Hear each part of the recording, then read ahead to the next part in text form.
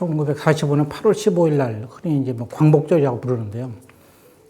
어렸을 때 제가 들은 얘기도 그렇고 뭐 영화 같은 거 보면은 그날 뭐 이제 기다렸다는 듯이 사람들이 이렇게 나오잖아요. 그래서 거리를 메운다. 태극기를 손에 들고 그리고 이제 그 광복의 기쁨을 누린다.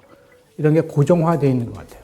그날 일제가 패망했고 한국이 이제 독립이 됐으니까 당연히 사람들이 나왔을 것이다.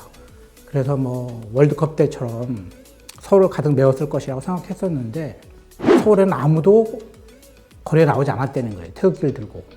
45년 8월 15일 날 12시쯤인가 일본에서 이제 항복을 한다는 그런 방송을 했다 그러잖아요. 그런데 그 방송이 나오는 그 순간을 보면 드라마나 영화에서 사람들이 비밀스럽게 그걸 들어요. 모여가지고. 그걸 들으면 걸리는 것처럼. 그런데 이렇게 막 무슨 얘기야 서로 물어보다가 그런데 일본이 졌대는데 그럼 우리는 어떻게 되는 거야? 그래서 이제 뭐 만세 부르고 이런 장면이 나오거든요. 근데 그거는 허구라는 거죠. 왜냐하면 그 방송은 그 전날 예고가 돼 있었다는 거예요. 그리고 그 방송이 나왔는데 그것이 나중에 그 한국어로 번역돼서 또 방송을 했다는 거예요. 그리고 저녁에 매일신보라는 그 신문에 오늘 어떤 방송이 있었다는 것이 또 기사로 나왔다는 거죠. 그럼 사람들은 왜 거리에 나오지 않았을까를 이제 추론해 볼 수 있는데요. 당시에는 사람들이 그 방송을 듣고 이게 무슨 말인지 잘 몰랐다는 거예요. 무슨 말이냐면은 그때 그 천황이 그 방송을 했는데 그게 문어체예요. 문어체. 아주 어려운 그러니까 말투이기 때문에 평소에 안 듣던 말투라는 거죠. 그러니까 무슨 말인지 잘 몰랐다는 거예요. 패배라든가 독립이라든가 이런 단어가 전혀 없었어요. 그 방송 내용은 그냥 소위 말하는 포츠담 선언, 사자회담의 내용을 수락했다 이런 것이었거든요. 그래서 사람들이 그걸 듣고서는 이게 뭐지? 패배했다는 뜻인가 아닌가? 긴가민가 했었다는 거죠. 그리고 그 저녁에 이제 그 매일신보에 나왔지만 매일신보의 내용도 안정을 유지해라, 질서를 유지해야 된다, 그다음에 평화 재건해야 된다 이런 내용이었다는 거예요. 냉정하게 대처해야 된다.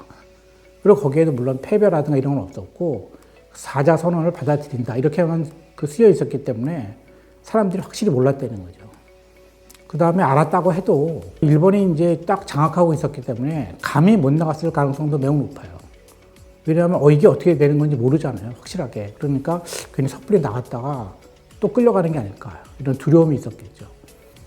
그래서 우리가 흔히 볼 수 있는 사진이 있거든요. 8.15 광복을 기뻐하는 그 사진이 있어요. 저도 어렸을 때부터 봤는데 그 사진이 정확히 언제 찍힌 것이며 어디를 찍은 것인지에 관해서는 정설이 없어요. 여러 가지 설이 있더라고요. 그러니까 8월 16일 날 서대문 형무소에서 찍은 것이다. 그 앞에서. 그런 말도 있긴 하지만 그것이 맞다고 확인되진 않았어요. 그래서 제가 볼 때는 그 8월 15일 날 일본이 패망했다는 걸 알고는 있었지만 미군이 진주할 때까지는 그 치안이 굉장히 잘 유지됐던 것 같아요. 그러니까 미군이 들어와서 이제 교대를 하는 그 순간 사람들이 확실하게 알았겠죠. 일본이 패망했다는 거다. 그래서 그 사이에는 사람들이 조심했을 것 같아요. 왜냐하면 몇십 년 동안 지배를 해왔는데 어떻게 될지 모르잖아요. 그러니까 일단은 좀 조심해보자. 그런데 이제 미군이 들어왔다. 그건 확실한 거죠. 8월 16일 날 여운형 선생님이 그래서 대중 연설 같은 것도 하잖아요. 그때 대부분 알았겠죠? 그렇겠죠. 그 다음 날에 이제 알았을 거라고 사람들이 생각해요. 8월 15일 날은 아무 일도 없었지만 그 다음 날은 알았을 거라고 생각하는데 어떤 기록에 의하면은 사람들이 이제 태극기를 그려본 지 오래됐고 본 적이 오래돼서 정확히 태극기를 못 그렸다는 거예요, 잘. 그거는 그 송진우 씨의 그 증언에도 나오는 것 같아요. 그 태극기 모양을 정확히 몰랐다. 왜냐면 오랫동안 사용 안 했기 때문에 본 적도 없고. 그것이 더 아마 현실적이라고 생각하죠, 저는. 그러니까 영화에도 보듯이 사람들이 뭐 집에 하나씩 다 그려서 가지고 있다가 준비하듯이 뭐 이렇게 뛰어나왔다 이런 건 아닌 것 같아요. 그런 상황은. 여운형 선생이 치안권을 그 총독한테 인계를 받는다고 배웠거든요. 근데 그런 일은 이제 기록에는 있어요. 그 이제 총독이 여운형을 불렀다는 거죠. 그래서 이러이러하다 사정이 따라서 이제 이렇게 얘기를 했다는데 그런 거를 그 총독이 넘겨줄 리가 없죠. 왜냐하면 부탁을 한 거라고 생각해요.